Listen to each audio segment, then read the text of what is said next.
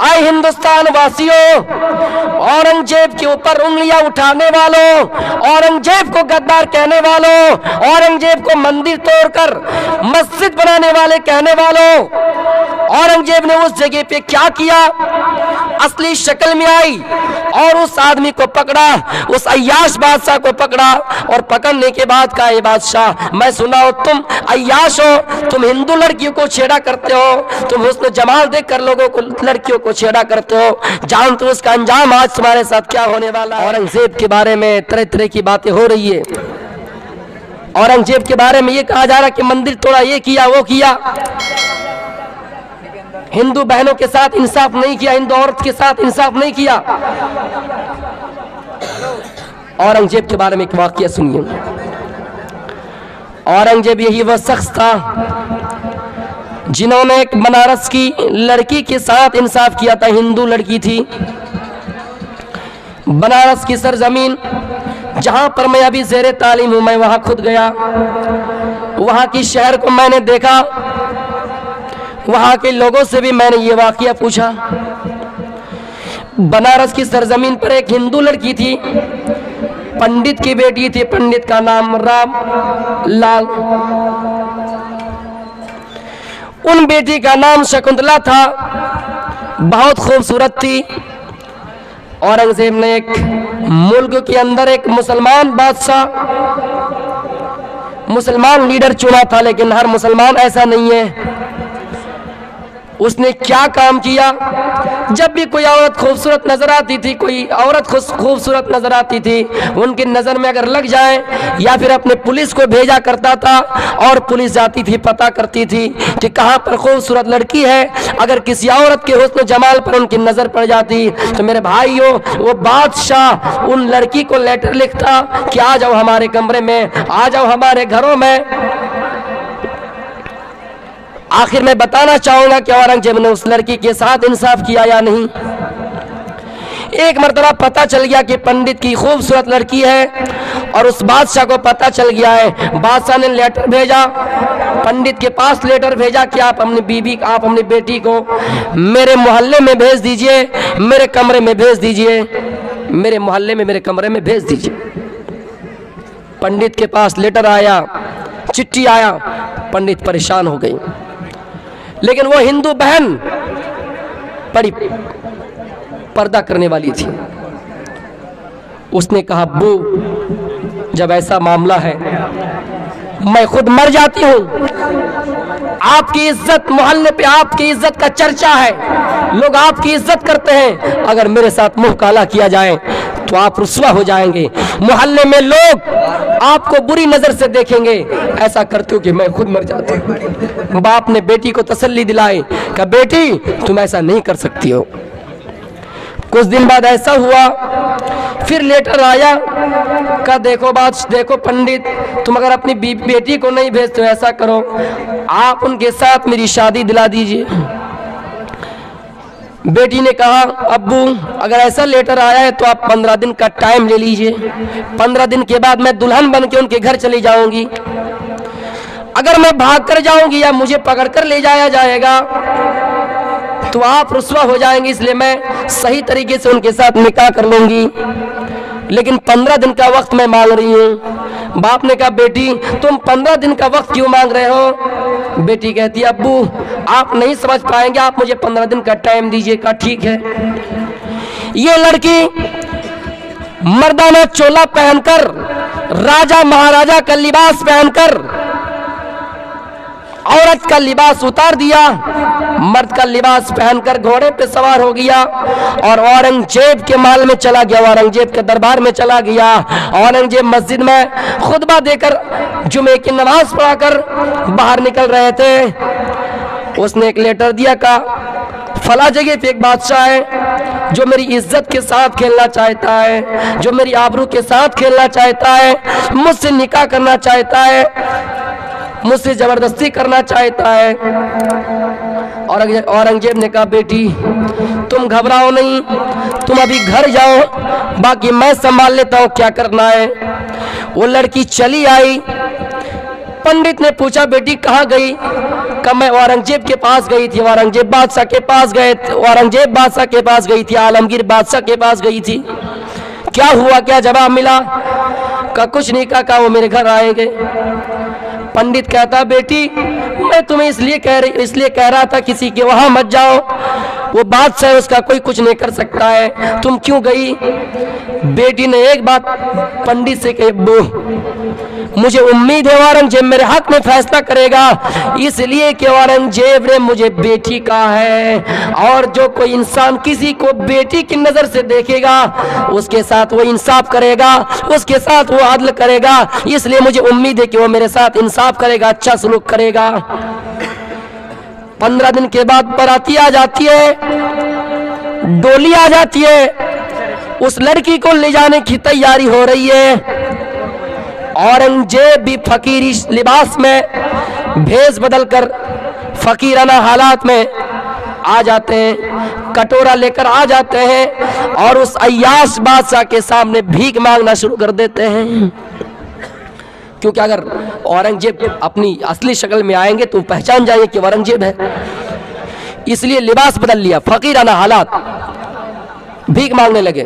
वो बादशाह खुशी से दे रहा है कि आज नई नवेली दुल्हन मिलने वाली है, आज खूबसूरत लड़की मिलने वाली है, इनके साथ खेलूंगा, मजे करूंगा। वो खुशी में 100 रुपया कभी देता था, उस दिन 1000 रुपया दिया खुशी से। जैसे पैसा दिया औरंगजेब समझ गए कि आज ये खुशी में नाच रहा है, खुशी में कूद रहा है। जैसे ही पैसा अपने हाथ से दिया उसके हाथ को पकड़ लिया, कहे बादशाह पहचानो? का क्या पहचानो? लिबास उतारता जा रहा है और अपना हुलिया बदलता जा रहा है, असली शक्ल में आ रहा है। धीरे धीरे वो आदमी ऐसा देख रहा है, आप औरंगजेब हैं, आप आलमगीर हैं? कहा आपने ऐसा क्यों किया? का जिस लड़की को अपने जाल में फंसाना चाहते हो, जिनके हुस्न सूरत में, जिसके हुस्न से खेलना चाहते हो, उस लड़की ने मुझसे शिकायत की है, मुझे बाप का है, मैंने उन्हें बेटी का, मैं उनके हक में फैसला करने आया हूं। आए हिंदुस्तान वासियों, औरंगजेब के ऊपर उंगलियां उठाने वालों, औरंगजेब को गद्दार कहने वालों, औरंगजेब को मंदिर तोड़कर मस्जिद बनाने वाले कहने वालों, औरंगजेब ने उस जगह पे क्या किया? असली शक्ल में आई और उस आदमी को पकड़ा, उस अय्याश बादशाह को पकड़ा, और पकड़ने के बाद कहा, ये बादशाह मैं सुना हो तुम अय्याश हो, तुम हिंदू लड़कियों को छेड़ा करते हो, तुम हुस्न जमाल देखकर लोगों को, लड़कियों को छेड़ा करते हो, जानते हो उसका अंजाम आज तुम्हारे साथ क्या होने वाला है? क्या होगा? मैं बादशाह हूं, कुछ नहीं हो सकता है। उसने उसको वहीं पे पकड़ा और अपने दरबारियों से कहा, दरबारियों इसको पकड़ो और बांध दो। बांध दिया गया। फिर 2-3 आदमियों को कहा कि जाओ घोड़ा लेकर आओ। का घोड़ा क्या कीजिएगा? इसको नचाया जाएगा। घोड़ा लाया गया, नचाया गया। तो कहाँ नचाया गया? घोड़े के पैरों के नीचे उन्हें बांधा गया। घोड़े के पैरों के नीचे बांधा गया। उनकी लगाम लंबी की गई। लगाम को 2-4 आदमी पकड़े हुए हैं और 2-4 आदमी उस घोड़े को हका रहा है। 2-4 आदमी उस घोड़े को हाँकते हुए ले जा रहे हैं और पैरों तले उसके उस अय्याश बादशाह को बांध दिया गया है। दौड़ा दौड़ा कर, तड़पा तड़पा कर उस बादशाह को सजा दी। दौड़ा दौड़ा कर मारा गया। उस बादशाह के साथ ऐसा सलूक किया गया। मेरे भाइयों, अगर औरंगजेब हकीकत में हिंदू का दुश्मन होता तो हिंदू की बेटी थी, पंडित की बेटी थी, उसके साथ ऐसा इंसाफ नहीं करता। मेरे भाइयों, इतिहास लिखने वाले इतिहास तो लिख रहे हैं, लेकिन आज उस इतिहास को छुपाने की कोशिश की जा रही है। तब जब पंडित ने देखा कि मेरी बेटी के साथ एक मुसलमान बादशाह हिंदू बेटी के साथ ऐसा अदल कर सकता है, ऐसा इंसाफ कर सकता है, तो आए औरंगजेब, आए आलमगीर, थोड़ा सा चलकर आप मेरे घर की तरफ आइए। औरंगजेब चलकर उनके घर में आते हैं। नमाज का वक्त होता है, मुअज्जिन आजान देता है, अल्लाहु अकबर अल्लाहु अकबर। जैसे ही आजान देना हुआ, औरंगजेब समझ गए कि आजान हो गई, अब नमाज पढ़ लिया जाए। जहां पर खाली जगह थी वहां पर बैठकर औरंगजेब नमाज अदा किए। पंडित ने खुशी के मारे औरंगजेब से कहा, अरे औरंगजेब, जब आपने इस जगह पे नमाज अदा कर ही लिए, जब आपने इस जगह पे नमाज पढ़ ही लिए, तो मैं इस चीज को मस्जिद के लिए वक्फ कर रहा हूँ, मैं इस जमीन को मस्जिद के लिए दे रहा हूँ। इस जगह पे आप मस्जिद की बुनियाद रखिए, इस जगह पे आप मस्जिद बनाइए। मेरे भाइयों, वो मस्जिद आज भी बनारस की सरजमीन पर है, और बनारस कोई दूर पे नहीं है, बनारस कोई आसमान पे नहीं है, बनारस कोई पाताल में नहीं है, हिंदुस्तान की सरजमीन पर है, यूपी की सरजमीन पर है। आप भी जाकर देख सकते हैं मेरे भाइयों। ऐसे ऐसे हालात, जब इस्लाम में आप ऐसा अदल कीजिएगा, ऐसा इंसाफ कीजिएगा, इंशाअल्लाह हमारी मस्जिदें तोड़ी नहीं जाएगी, ये मस्जिद बनाई जाएगी।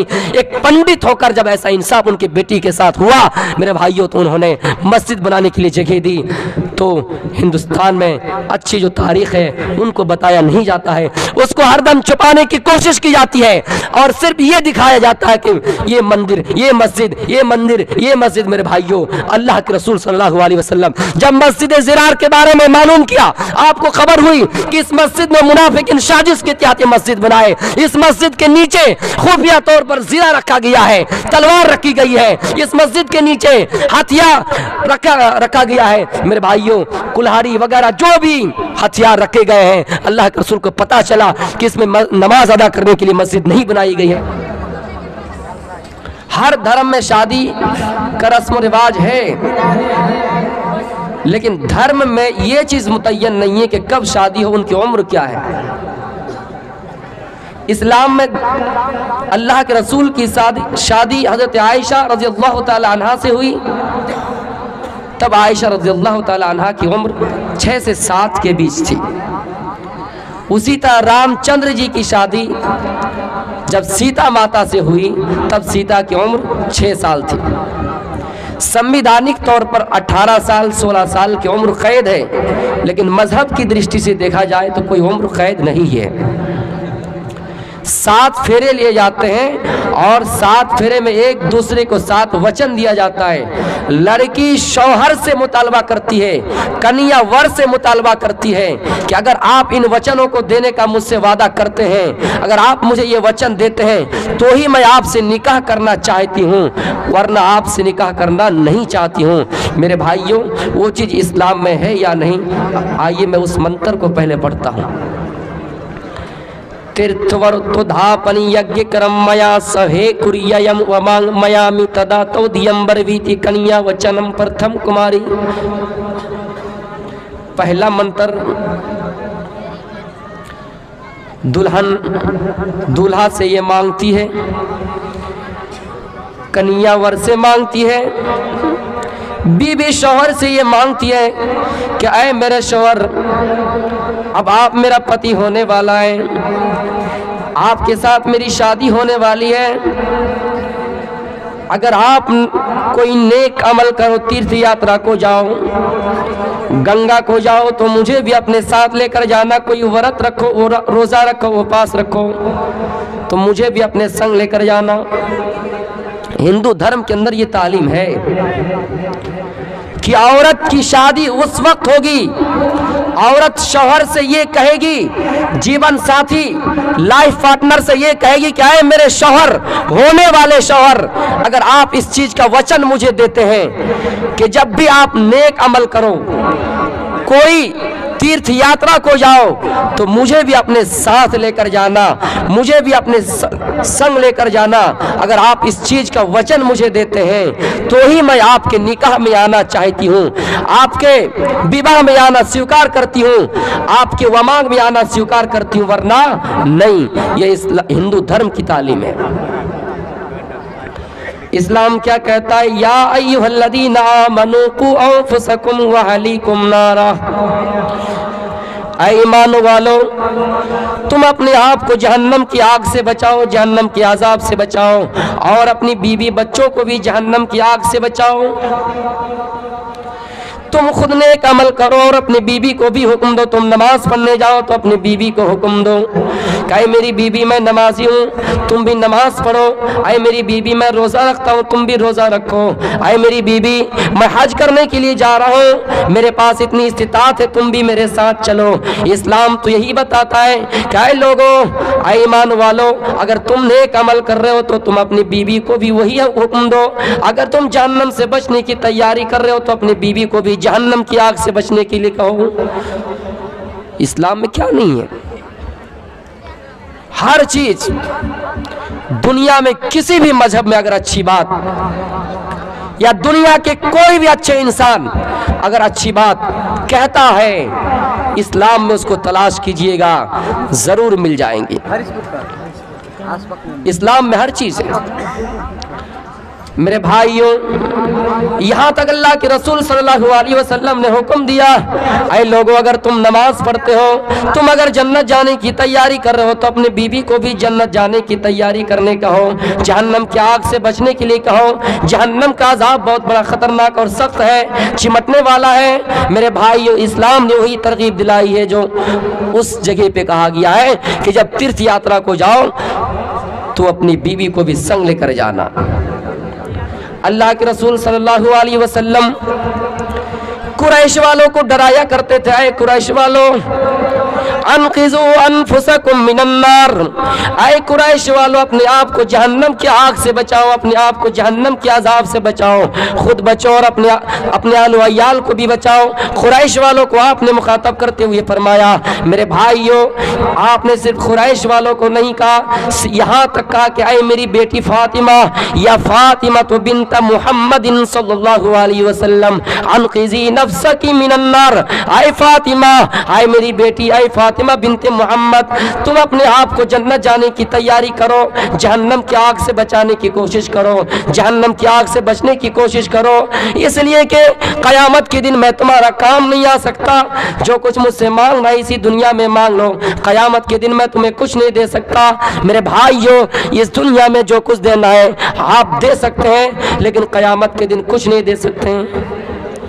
आप अपनी बेटी से कह रहे हैं हमारे यहाँ किसी का बेटा मौलवी बन जाए, माँ फख्र से ये कहती कि मेरा बेटा मौलवी है, मैं नमाज पढ़ के क्या करूँगा।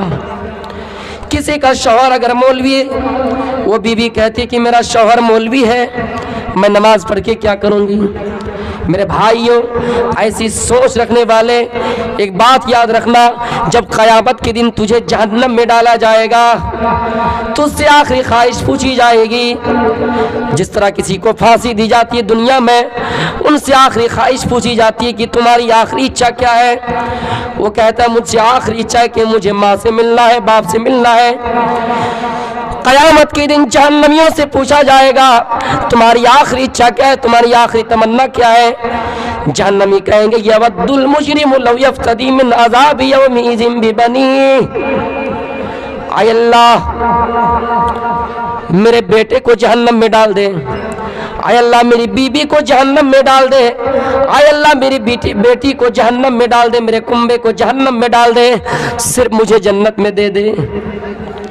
दुनिया में आप अपने बेटे के लिए हलाल और हराम में तमीज़ नहीं करते हैं। आप ये चाहते कि मेरा बेटा कैसे जीवन सुख गुजारे, आप ये चाहते कि मैं अपनी बीवी को कैसे खुश रखूं, इसलिए दुनिया में हराम कमाई करके अपनी बीवी को ला कर देते हैं ताकि आपकी बीवी खुश हो जाए। मेरे भाइयों याद रखिएगा दुनिया में आपकी बीवी खुश हो सकती है, आप दुनिया में अपनी बीवी को कुछ भी कर सकते हैं, दे सकते हैं, लेकिन क़यामत में जब आपको जहन्नम में डाला जाएगा तो आप यही कहेंगे कि अल्लाह मेरी बीवी को आज जहन्नम में डाल दे और मुझे जन्नत दे दे।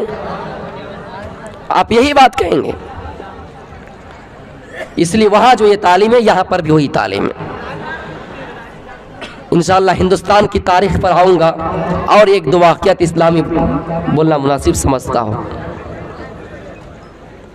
उसके बाद दूसरा मंत्र, तीसरा मंत्र, चौथा मंत्र भी पढ़ूंगा, लेकिन जहां से हमारा आगाज है, जिस मजहब के हम हैं, पहले उस पर रोशनी डालना मुनासिब समझता हूं। मेरे भाइयों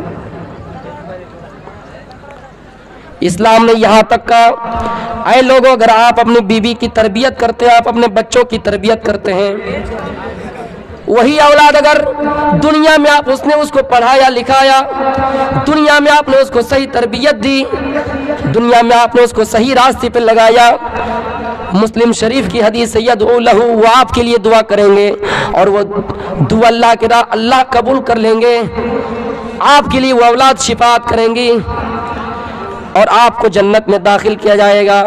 आप अपनी बीवी की परवरिश करते, बीवी की तरबियत करते हैं, बीवी को सही रास्ते पे चलने की तरकीब देते हैं। मेरे भाइयों याद रखिएगा, एक औरत 4 इंसान को, 4 मर्द को जहन्नम ले जा सकती है। बेटा बड़ा है, बाप नहीं है, माँ की तरबियत जरूरी है। अगर तरबियत नहीं किया, माँ को डांटा नहीं, बहन को डांटा नहीं, बहन को डांटा नहीं, बीबी को डांटा नहीं, कयामत के दिन वही बीबी उनके सामने लाई जाएंगी, अल्लाह से कहेंगी, अल्लाह इन्होंने मुझे दुनिया में सही रास्ते पे चलने का हुक्म नहीं दिया था। वो औरत उस इंसान को, उस मर्द को, उस बेटे को जहन्नम की तरफ लेकर जाएंगी। दुनिया में बीबियों के शौहर, दुनिया में आए इंसानों जिनकी बीबियां हो चुकी हैं, जो शादीशुदा है, अगर आप अपनी बीबी को डांटते नहीं, आप अपनी बीबी की इस्लाह नहीं करते हैं, वही बीबियां कयामत के दिन आपको जहन्नम ले जाने में आगे आगे रहेंगी। इसलिए मेरे भाइयों, ये एक औरत 4 इंसान को जहन्नम में ले जा सकती है। इसलिए बीबी की तरबियत जरूरी है, बहन की तरबियत जरूरी है, बेटी की तरबियत जरूरी है। बाप ने बेटी की कभी खबर नहीं ली, वही बेटी क्या करती है बाप को पता नहीं है, बाप को उसकी फिक्र नहीं है। कयामत के दिन वो बेटी बाप को जहन्नम में ले जाएंगी। हजरत मरियम अलैहिस्सलाम कितनी पाक दामन औरत थी, जिनकी